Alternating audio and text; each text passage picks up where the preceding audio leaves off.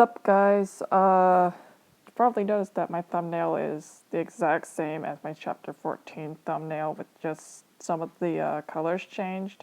And that's because I'm fucking tired and don't want to draw a new thumbnail. I've honestly been tired for a while.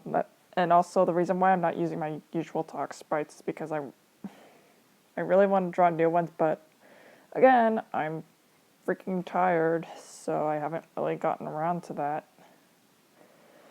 I guess this is going to be the Christmas special, even though I wasn't really planning one because I was hoping that I'd get a new phone by now, but I haven't. So, yeah.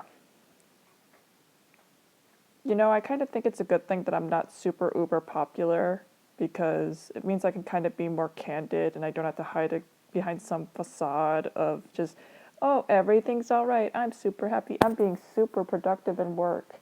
When the reality is, I'm freaking tired. I'm low on energy all the time. Am I going through a depressive state? Maybe, but yeah. So today we're going to be reading chapter 17 of Kidnapped by Sexy Men. So let's get started. Chinatown, Aru, the around 4,000-year-old Asian said in a cheery voice. Chinatown? You questioned him. You weren't surprised that there was one around here. China had one everywhere. And now he wanted to take you to one? Before the sexy men used to visit China and Japantown each and every week just to honor them, because you're that obsessed. I'm gonna take a wild guess and assume that Jessica/Rita Chan lived in the Pacific Northwest, because those sorts of places are common in Washington State. I was born and raised. I know that stuff is common there. Of course. It's the only place where you can see the paper lanterns at night with fireworks under a tree on that one hill. It will be the most romantic thing you have ever done, Aru. China rushed out with such excitement, joy, and eagerness, even sensed a bit of sweetness. You liked the idea that he had too. It sounded pretty romantic, typical China, and most of all, cute. Kawaii Aru, as China would say. The panda lover had a thing for saying those two words aloud, and boy would he be saying them plenty today, but you just didn't know that yet. Even though kawaii is Japanese for cute, and China would say that. By the way, a few videos ago, I actually made a kind of an error when I said that the Mandarin Chinese word for cute is kuaide. Kuaide actually means very cute, and the two words for cute are kuai. So, I mean, it's similar to kawaii, but not really. It's pronounced differently. You looked out at the kitchen floor. You slightly blushed as you shuffled your feet nervously. China sensed your awkwardness and questioned it. Are you all right, Aru? He asked as he put a hand on your forehead. You looked back up and slightly backed up. I'm okay. Just, what am I supposed to wear to Chinatown? He asked the Asian. You blushed at this question. Usually you would wear anything to China or Japantown. You didn't really care as long as you were there, but now you were with China, and you wanted to look appealing. In your eyes, you weren't pretty. You were okay, but not drop-dead gorgeous like some girls you knew from your school. You didn't have the most longest or styled hair. Oh my fucking god, my cat's being a dick. Get off my desk! She's been doing this for weeks. I don't know why. There's nothing up here. You didn't have the most makeup or beautiful face that doesn't need makeup to look pretty. Grammar, motherfucker. Do you know it? And you're especially didn't have the most enjoyable or swag. Oh my god, oh swag! I haven't heard that song or that word in forever. Personality, and your eyes were third class, which threw me off when I first read this because the first thing that I thought of was the Titanic, since the ship was organized in classes like that. And then in the parentheses, it says, but little did you know that you were actually a second class. You had most of these qualities and you didn't even notice. Insert r/not like other girls joke here. Anything, unless you want to wear some traditional female Chinese clothes. I have some and they should fit you, China said as he scratched the back of his head out of embarrassment. The first thing he did was blush. Why did China have female clothes? And why would they happen to be in your size? I mean, What is there to say? Everyone in this story is a goddamn stalker. What if they fit perfectly? Does this mean that he was not only a closet pervert, but also a stalker too? Don't creep her out, Japan said as he walked into the kitchen. He went to the fridge, opened it, and took out a bottle of water. He then closed the fridge door, then started to leave. Before he left the kitchen, though, he said one last thing. Stop stealing my job, China. Okay, can we just have a restraining order against Japan? Because, oh. China was just about to chase after them now, running down the hall. Japan. Who wants to bet? Okay, who wants to bet that he's either running like Naruto or running like Nezuko? When he noticed you starting to fall down, he rushed over to you and caught you just before your head grazed the ground. He noticed that you had blood coming out of your nose. He grabbed a towel and held it to your nose. And another casualty joins the Towel brothers. Damn, were you cute. He smiled down at your passed out face as he held you in his arms. Maybe you could sneak a kiss? How about no? He thought this as his face came closer to yours. Just when he was about to kiss you, he backed his head up and away from yours, trying to mentally slap himself. What in the world was he about to do to you? And why was he thinking of such things? His palms were sweating and face was red. What if someone saw him? He then tried to calm himself down. He looked back down at your face, then smiled once again. His face became calm and his brown eyes became soft. Oh yeah, that's why. I love her, China thought as he continued to hold you in his arms, bridal style.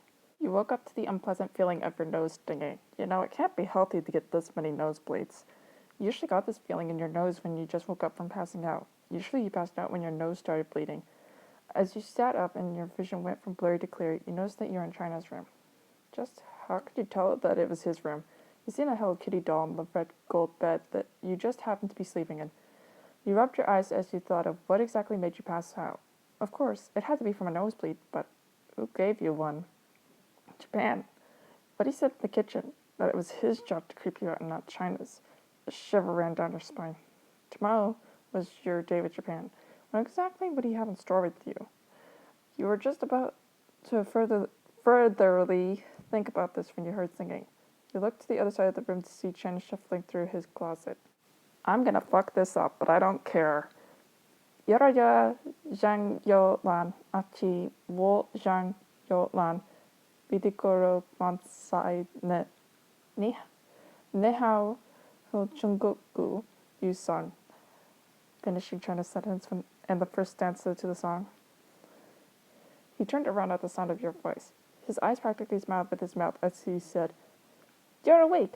I was just trying to find you some more clothes, Aru. He then turned back to the huge closet and rummaged through it a bit more. I just don't know what you the cutest in, Aru. I know I changed the sentence there, but I'm too tired to re-record that, he said as he picked up a garment that fell on the ground and put it back on a hanger, then set it back in the closet. He turned around to face you again, only to see you blushing even redder than his bed sheets. Your legs started to wobble under you as you tried to stay standing up. You were just so embarrassed right now. Did China really have to go and say that? Did he want your nose to bleed again? Because it seems so. Are you all right, Aru? He asked. Oh wow, my voice cracked for a minute there. He asked as he guided you to a chair. He sat down as he sighed and went back to his closet. Not even a minute later, he gasped. I found it, Aru, he said as he pulled out a Chinese-style dress. It looked like a kimono, only it was like a wrap dress at the same time. It was white with dark turquoise lining, and it looked cute. But you couldn't imagine yourself in it. It was way too pretty for you. Why couldn't you look up what it was called? You silently cursed in your head. You knew China would make you wear that. By the time the both of you had left for Chinatown, it was 1 p.m. By the time the two of you arrived at the town of China, it was 1:30 p.m., which didn't give the two of you enough time. Since it was that time of year where the sun went down at around 5:30 p.m., it only gave the two of you 4.5 hours of daylight. This wasn't a problem, though. China took you here to see the lanterns, fireworks, and to sit under the Chulchan tree on the hill. It was hard for you to walk in the tight dress, and China had also put you in Chinese slippers, which were hard to walk in as well.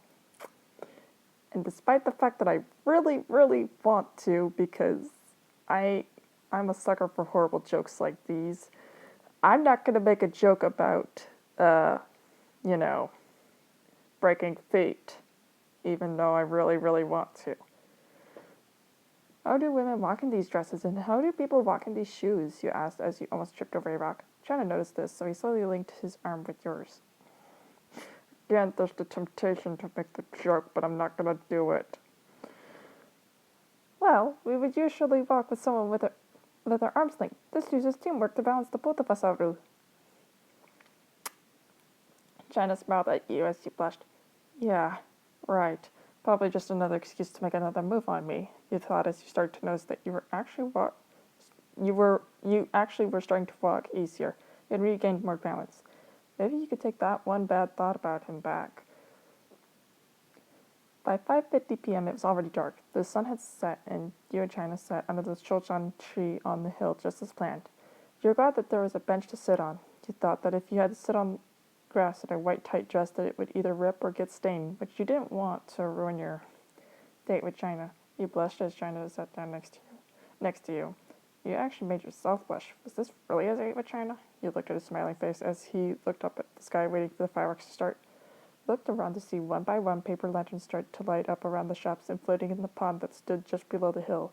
He then looked back at China as he looked back at you at your face smiling. You looked down. Oh God, this was a date. Look, they're starting already, China said as he slightly nudged your shoulder. You looked up at the sky to see that the fireworks were indeed starting. You watched as the multicolored fire lit up the night sky, filling the air with skeletons of their left behinds of light. You smiled as you continued to watch. You'd never seen Chinese fireworks. They were really different from American ones. Chinese ones were more loud, bright, and safe, unlike how American fireworks were unsafe, not as bright and extreme. I mean, whatever. They're both loud and scare animals, so that's all that matters. You were too caught up in watching the fireworks light up in the night sky that you didn't notice China staring at you. You wanted to do something, and he was waiting for the right time to do it. The fireworks slowly came to an end, to your disappointment, so you turned your head to China to see what was next on the agenda. Right as you turned your head, though, you instantly squeaked. This is what China was waiting for you to turn your head so he could kiss you. Not a peck, a full-fledged, noticeable kiss. Your cheeks turned red with pure hotness and blushment, even though it's not a freaking word, as you noticed what was happening. Your lips tingled as Chino started to pull away, leaving a very bewildered you. He smiled as he stood up and took your hand. You wordlessly stood up and took his hand. You silently followed China out of the town and onto home. As soon as you got the outfit off and your hair out of its high ponytail, you jumped onto your bed, grabbed a pillow, and squealed. As you squealed your little fangirl heart out, Prussia was in his room cursing, Romano was on the rooftop cursing to the stars, America was writing a hate-chain letter to the Chinese man, and lastly, after Canada was done crying, he was plotting for the perfect date with you. It'd be his turn soon, and he wanted to take you. He loved you too much. And, that was it. That chapter was, pretty lengthy. Like my dick. What? I didn't say anything. Yeah, I guess this is it for the Christmas special.